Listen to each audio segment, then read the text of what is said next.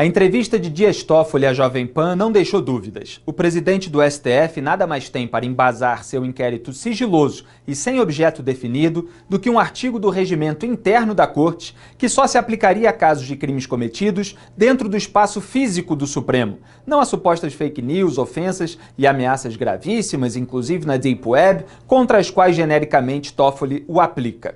Está previsto no regimento do Supremo Tribunal Federal a possibilidade desse inquérito, disse sorrateiramente o presidente do STF, sem expressar o conteúdo do artigo 43 do regimento, que prevê, na verdade, o seguinte, aspas, ocorrendo infração à lei penal na sede ou dependência do tribunal, o presidente instaurará inquérito se houver autoridade ou pessoa sujeita à sua jurisdição ou delegará esta atribuição a outro ministro, fecho aspas. Repito, na sede ou dependência do tribunal. Isso quer dizer, por exemplo, que se o então Procurador-Geral da República, Rodrigo Janot, tivesse assassinado o ministro Gilmar Mendes na antessala do plenário, onde chegou a engatilhar sua arma legalmente portada, mas desistiu de cometer o crime por atuação da mão de Deus, conforme confessou, aí sim o presidente teria base no regimento para instaurar o inquérito. De outro modo, sua abertura é uma ilegalidade cometida por Toffoli, dentro da qual outras ilegalidades vêm sendo cometidas,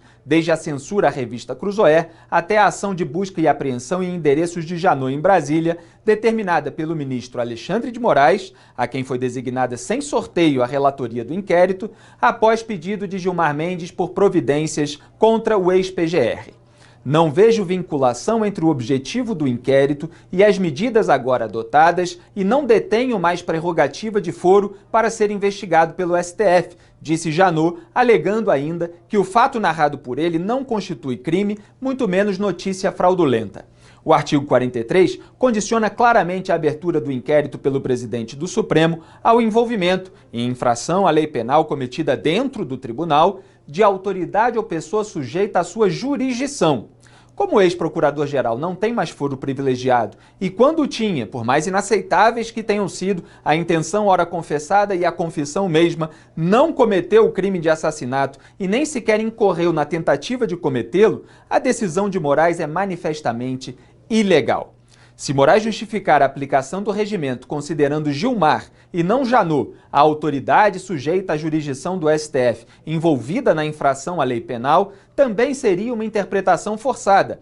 já que o foro privilegiado de ministros do Supremo existe para os casos de infrações penais comuns supostamente cometidas por eles, não para o caso de serem vítimas, que dirá de um crime que não ocorreu. Curiosamente, o artigo 27 da Lei de Abuso de Autoridade, já sancionada pelo presidente Jair Bolsonaro, prevê detenção de 6 meses a 2 anos e multa para quem requisitar instauração ou instaurar procedimento investigatório de infração penal ou administrativa em desfavor de alguém à falta de qualquer indício da prática de crime, de ilícito funcional ou de infração administrativa. No caso em tela, registre-se, o procedimento investigatório de infração penal já estava ilegalmente aberto e foi usado em desfavor de Janot à falta de qualquer indício da prática de crime. Questionado por Vera Magalhães se existe, para os ministros do Supremo, alguma instância capaz de reagir a seus eventuais abusos, Toffoli respondeu, aspas, existe o controle exatamente do Senado da República através de um processo de impeachment,